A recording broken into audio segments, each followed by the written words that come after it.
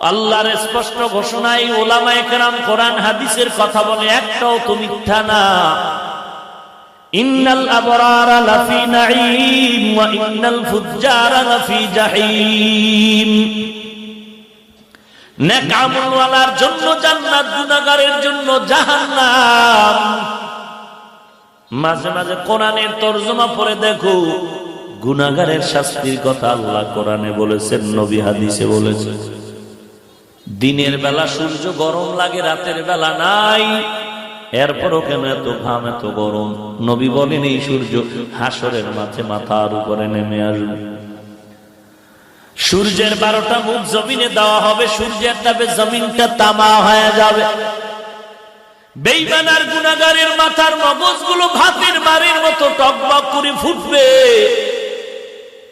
নবীরা পর্যন্ত ভয়ে নাফসি নাফসি বলে কাঁদবে। এরে আল্লাহর গোলাম, হেদায়েতের মালিক আল্লাহ, আল্লাহর কাছে তওবা করো হে যুবক, ও পর্দার আড়ালের মা।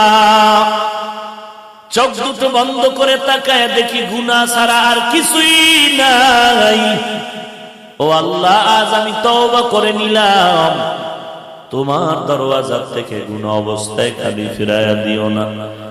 মেহেরবানি করে আমাদের মাফ করে দাও, তওবা করার মতো তৌফিক দাও রে আল্লাহ। সবাই মুনাজাত করে, সবার চোখে পানি, আমার চোখে কেন পানি নেই? একমাত্র কারণ গুনার কারণে সিনাটা, দিলটা শক্ত, চোখে পানি আসে না। আল্লাহর কাছে তৌফিক চাওয়া ছাড়া কোনো রাস্তা খোলা নাই।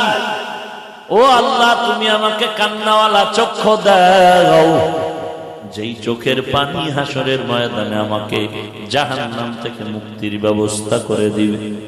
হেদায়েতের মালিক আল্লাহ, আল্লাহর কাছে তওবা করো ভাই।